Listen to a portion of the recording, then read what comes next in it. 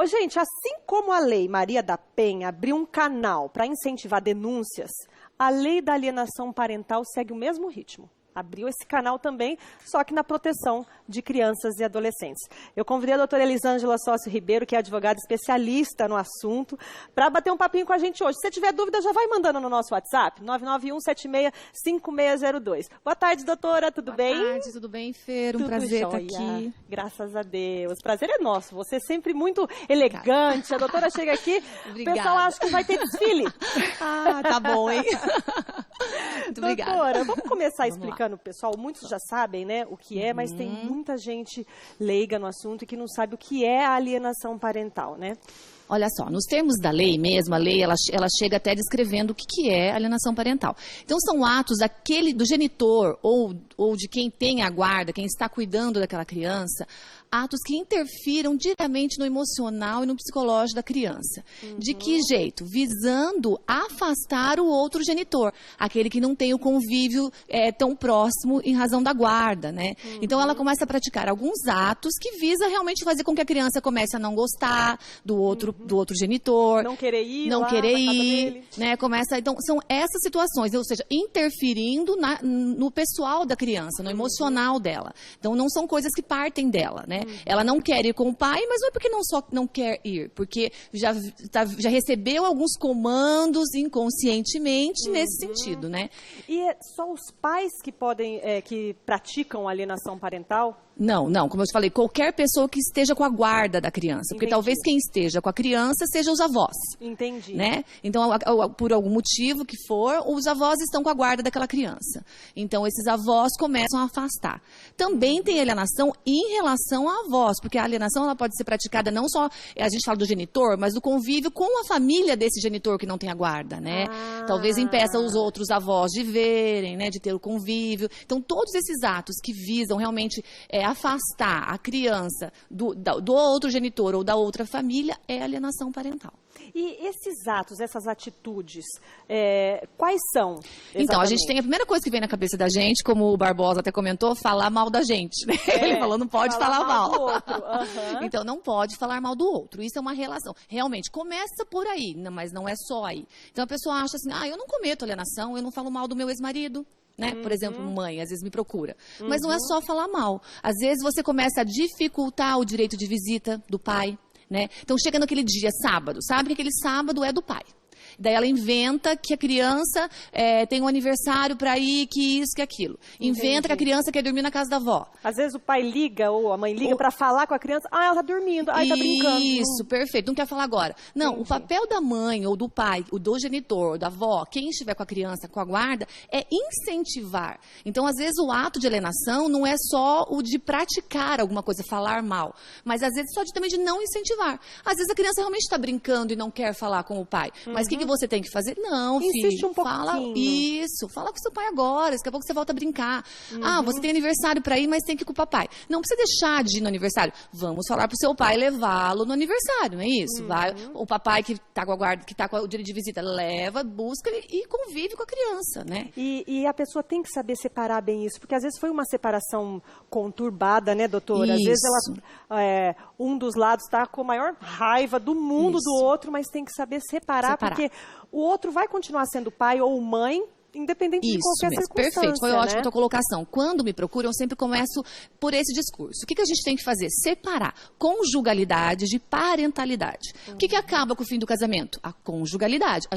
Nós separamos, nós não somos mais um casal. Nós não temos deveres mais conjugais, embora tenhamos que se respeitar, mas a parentalidade, eu continuo sendo mãe e o outro continua sendo pai. Eu não tenho o direito de tirar isso. E a família do outro também continua sendo tios, família. Avós, Isso, enfim, isso. Né? Foi difícil separar, muitas vezes tem um que não quer, tem um que ama ainda, tem traição, mas tem que separar em benefício da criança, pensar na criança, porque é importante a convivência com ambos, cada um tem o seu papel. Se a mãe tem o papel de cuidar, às vezes de uma forma, de um jeito, o pai tem um outro papel, e é provado, né, que cientificamente que é importante para a criança, você não pode romper um vínculo.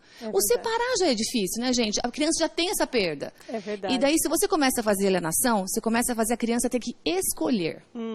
Então, meus pais se separaram e eu ainda tenho que escolher ficar com quem? Com quem eu quero ficar. E não é isso, ele continua tendo ambos os pais e o direito de ter ambos os pais. E quais as consequências, doutora, para quem pratica alienação parental? Então, essa lei, ela prevê desde uma simples multa, de uma simples advertência, até mesmo a perda da guarda, ou a inversão, né? Se ela tem a guarda, a inversão da guarda. Ou chegando ao extremo de você perder o pátrio poder. Ou seja, a partir dali, realmente, você já não é mais, você não tem mais direito de autoridade sobre aquela criança e ser nomeado, né? Ou outro pai, ou até mesmo uma outra pessoa para cuidar, né? Mas para tudo isso, precisa de provas e tudo mais. Provas, perfeito. É difícil? Como que faz para conseguir essas provas, doutora? Olha, indícios, eu vou te falar que são fáceis de a gente conseguir, principalmente na questão de alienação, quando é essa questão de dificultar a convivência, de visita, principalmente. Né? São mensagens que a pessoa manda, você manda, hoje eu vou pegar a criança. Ela já responde, mas hoje a criança tem um aniversário para ir, não quer ir. Então, isso você vai guardar no seu celular, a gente fala, vai até um cartório, fazemos uma ata notarial disso, e isso é uma prova para levar para o processo. Porque está demonstrando que ela está me dificultando o meu convívio com o filho. Cada mensagem dessa tem que ir no cartório toda vez? Olha, eu sempre faço com os meus, pelo menos as mais importantes. Entendi. Né? As outras, hoje em dia, já tem se admitido meio eletrônico, testemunha de pessoas que vejam isso. Às vezes você vai buscar, você marca 5 horas, eu vou buscar. Quando você chega 5 horas na casa da pessoa, não tá lá, não tem ninguém. Você bate palma, bate palma, bate palma. O ideal, nesse caso, eu aconselho, chama alguém para presenciar isso junto com você.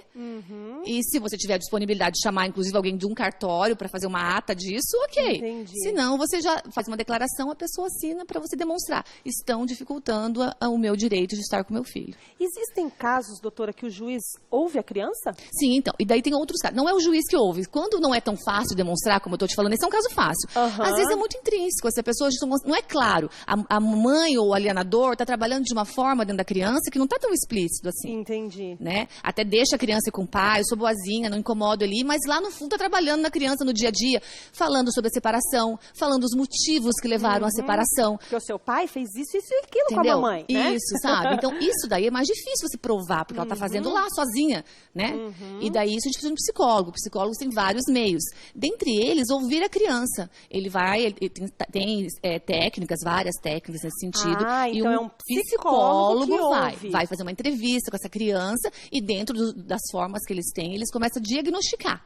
Porque pode trazer danos irreversíveis, não, doutora? Depressão, pânico, ao ponto de eu já ler sobre isso, de chegar a criança a se suicidar. Porque começa a fazer uma pressão tão grande na vida dessa criança. Olha, tô de escolher, né? Tipo assim, eu tenho que escolher ficar, porque o outro genitor, o alienador, normalmente ele quer que escolha não ir com a outra pessoa. É isso que ele quer. Ele quer romper os laços afetivos que a criança tem com o outro genitor. E tem que respeitar a vontade da criança, porque é sentimento, Isso. gente. A criança sente, ela sente amor pelo outro, pela família do outro. Enfim. Só que se... Olha, você falou de suicídio... Se o genitor começa a fazer... Então, começa a criar... Claro que não é só isso, mas vai somando, né? Vai somando várias coisas. Chega a fase da adolescência. A criança tem todo esse peso na cabeça. O que acontece? Chega-se ao máximo. Claro que isso é o máximo. Mas outras perdas. Não volta atrás. O tempo que ela poderia ter vivido com o pai dela ou com outro genitor, esse que atrapalhou toda essa convivência, ela não volta mais atrás. E as palavras lançadas também não voltam, né? Não volta. Então, o outro genitor, aquele que normalmente o alienador, é aquele que não gostou do fim da relação, né? E ele faz qualquer coisa para se vingar, inclusive usando o filho, né? Isso é uma pena, então a pessoa tem que conseguir, né, é triste doutora? demais, a pessoa tem que conseguir se separar. Não é fácil, mas separar uma coisa da outra. Ele não é mais meu marido, mas ele é o pai dos meus filhos, ou ela é a mãe das minhas filhas.